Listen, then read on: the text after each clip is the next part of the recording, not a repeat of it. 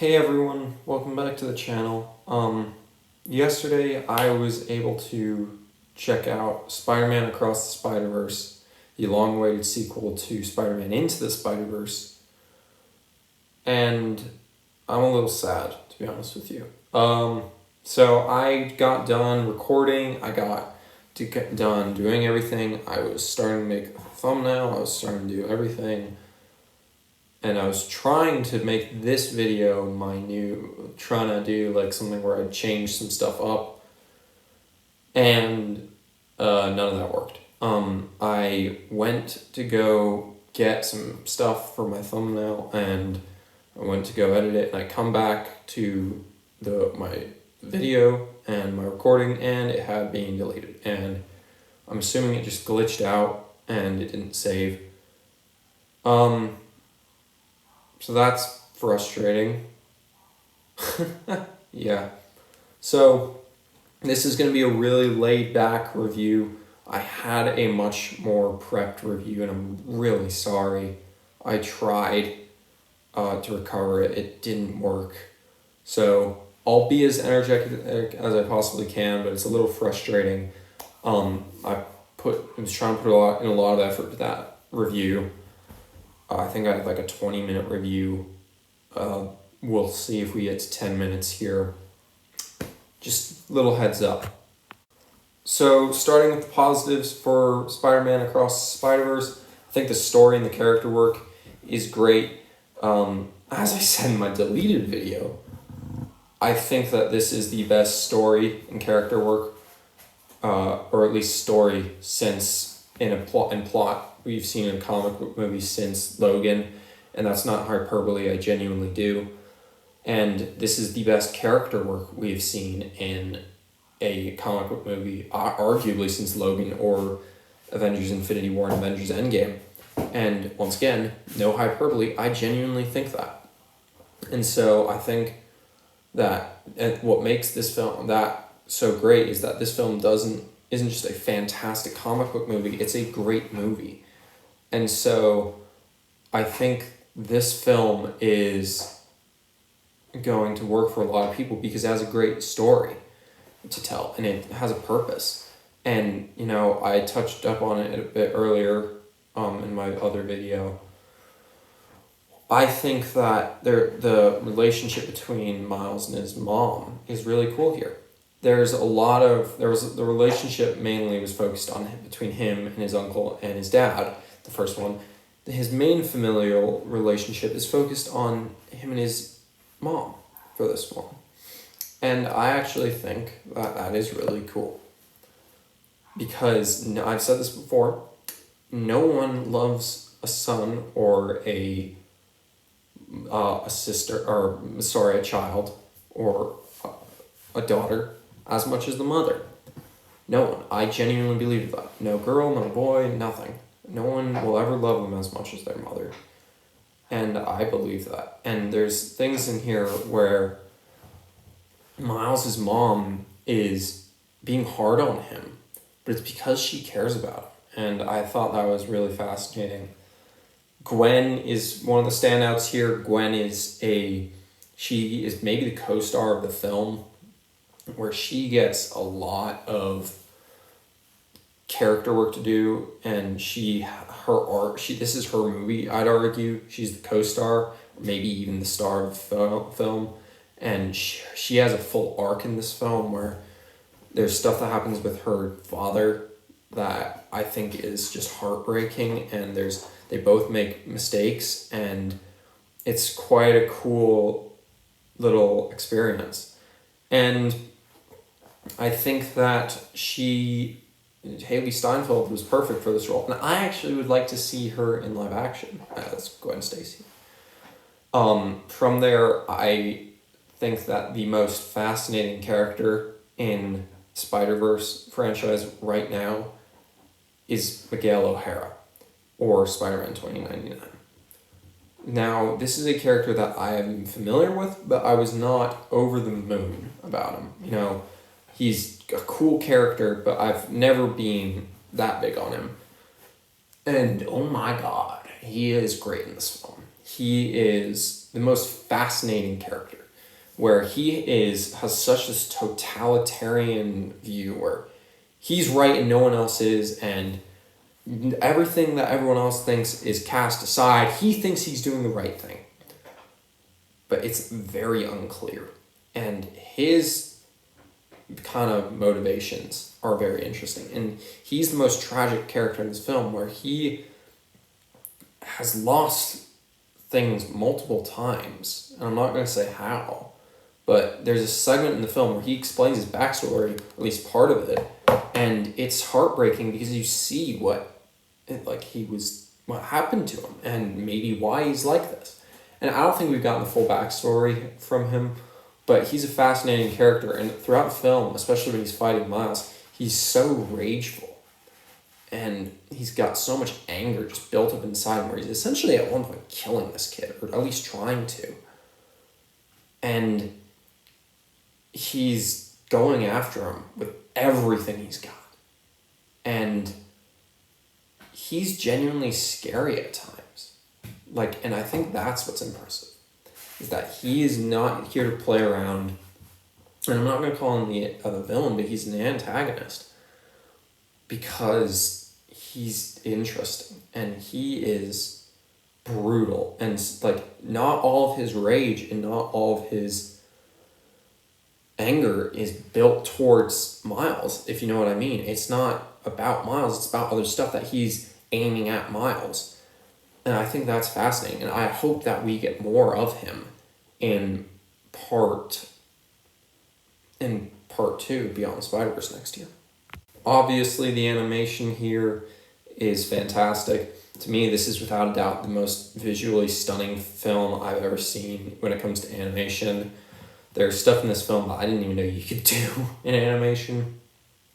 And so that was really cool. I think that, and the way they go to different worlds and different universes is very cool. In every universe has a slightly different style. And every single shot deserves to be hung up. It's like a piece of art.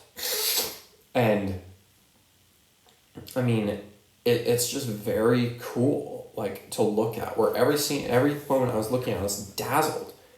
And so I genuinely think that it is one of the best looking films I've ever seen. And it ups the game from the previous film, which I thought was already great. Another thing that I loved is the villain of Spot. He's a Spider-Man villain that I've been waiting to see in the film for years. And this proves that there's no other way to do him other than animation. And it proves that there are some options that are better in animation. And he's fantastic in here. He starts out kind of kooky, kind of weird, but then quickly it escalates from he's the villain of the week to, oh shit's about to go down. We need to stop this guy, or else things can get much worse. And it's because of him, in some ways, that the multiverse starts to crack. And that's really cool. And he turns from a kooky villain to a genuinely menacing villain that you should be scared of. And then from there, tying into that, I think that this film handles the multiverse concept better than anything we've seen. Maybe just as well as Everything Everywhere All at Once, but it's by far the best multiverse stuff we've seen in a comic book movie. And so, I mean, this film should have been called Spider-Man in the Multiverse of Madness. I mean, it's so cool. And it's also got so many Easter eggs to throughout the film. You're like, oh, I know that Spider-Man. Oh, I know that Spider-Man. That's awesome. That's Ben Reilly. That's so cool. And I think that's just super cool to watch. And so the Spider-Man fan, I was geeking out. And I love that. And my final positive for the film is I love the fact that this movie is a PG movie, an animated movie, a movie that is kind of aimed at kids, but it's a very adult movie that handles adult themes of moving on, there are just a lot of cool themes in here that usually you don't see in an animated film. And so I thought it was very fascinating that we got to see this. And the Lord and Miller crew is doing stuff with animation that no one else is doing. And I love that. And so maybe it's just a little bit of hype, but I think that this is some of the best emotion that we've seen in a while from comic book movies, and we've been kind of in a slump recently. But I also think that this film has some fantastic ideas of moral ambiguity, where there's some things where it's very unclear who the good guys are in this situation. It's very unclear who the bad guys are. Where, in some ways, Miguel OHara is doing the right thing. He's trying to save as many people as he can, but at the same time, he's doing the wrong thing. In some ways, Miles he's trying to save both, but sometimes he realizes he can't. And Gwen, who's going through her own troubles, she's dealing with her own stuff. And so I think that is what is fascinating about this moral ambiguity thing of, if we weren't taking the focus off of Miles and we went to Miguel OHara or Spider-Woman or Spot or Gwen, we would be on their side as well. And we, instead of looking at Miguel OHara as the antagonist, we'd be looking at Miles as the antagonist. We'd be looking at Gwen as the antagonist. We'd be looking at Peter B. Parker as the antagonist, because we wouldn't be looking at Spot as the antagonist, because we can see where they're coming from and it makes sense. So there's that moral ambiguity of who is right and it's no longer black and white in this universe. And I loved that. And a couple mixed elements that I have. Number one, it is a cliffhanger ending, and so that's going to frustrate a lot of people. And so the fact that it isn't a complete story, well, I think it does complete most of its story. Like, Gwen's arc is completely finished, and that's the best part of the movie. And then I think the overall story is finished. It ends in a place where I don't really know how to explain it, where it makes you want more. It makes you want more, but in some ways it's a good way, in some ways it's not. Where part of it is you want more, but it doesn't feel like the story is finished, but in other ways the story is definitely finished, and now we're moving on to a different story. That is what's frustrating. So I still think that this is great, but there are some frustrating parts with how it ends. And the other part is, my other mixed element is that there is absolutely no chance I can put this as the greatest comic book movie of all time right now. And I'm not saying it can't be. I genuinely think that out of any movie to come out in the last few years, and any comic movie to come out this year, and I've seen 3 big ones now: Guardians, The Flash, which comes out in 2 weeks now. I saw it back at CinemaCon. Go check out my reaction. And Spider-Man Across the Spider-Verse. I genuinely think that Spider-Man Across the Spider-Verse has the potential of becoming a top 10, top 5, maybe even the greatest comic book movie of all time. But I can't say that until Beyond the Spider-Verse comes out. Because if Beyond the Spider-Verse, which it is possible, I don't think it will, but if it's possible, if they don't stick the landing, that might deteriorate my emotions on this film.